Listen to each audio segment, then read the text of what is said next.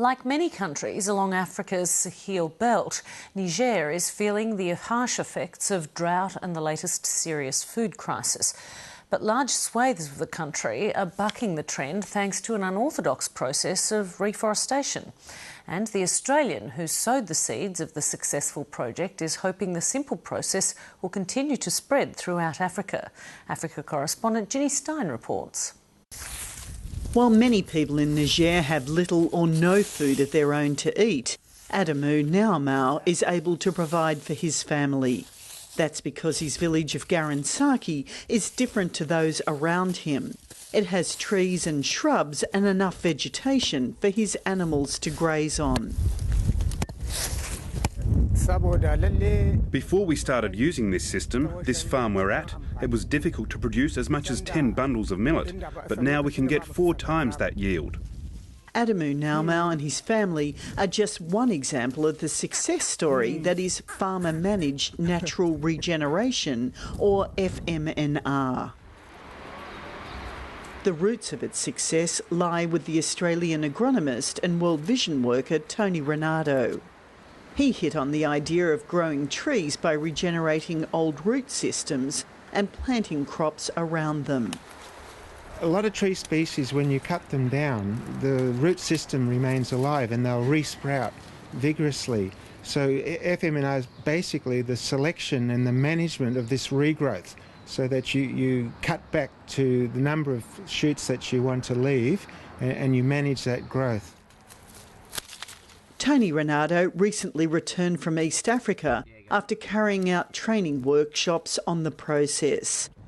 But the charity worker and his young family first came to Niger in the 1980s. This whole area was full of the dam palm trees, but they've all been chopped out now. He's described the Sahel savannah at that time as a wasteland.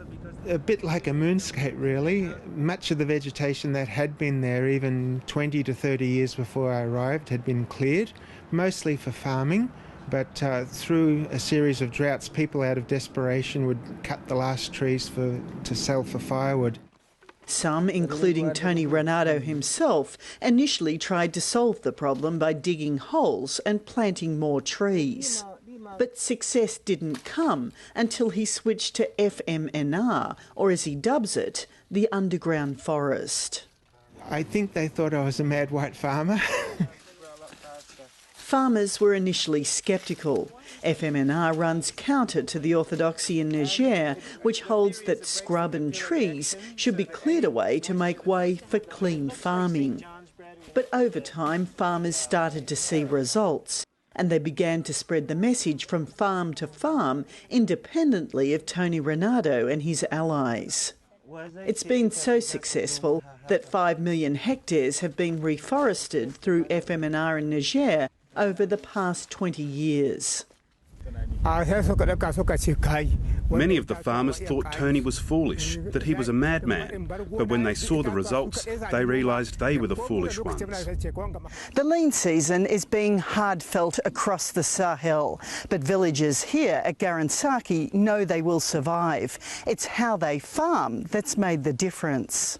When we go to other villages where they don't practice FMNR, we see that there really is a big difference. We're glad that our husbands are doing this, as it is helping our land be more productive. World Vision says FMNR has led to an extra 500 tonnes of grain being produced on farms in Niger each year.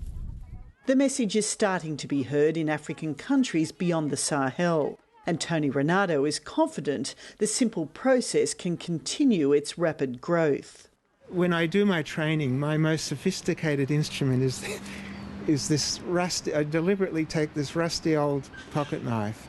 That's the most sophisticated instrument that I use, and it's that easy. And what it means is that the poorest farmer can do it.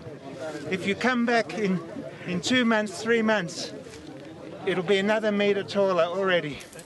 For Tony Renato and his followers, it's a case of believing in the maxim, from little things, big things grow.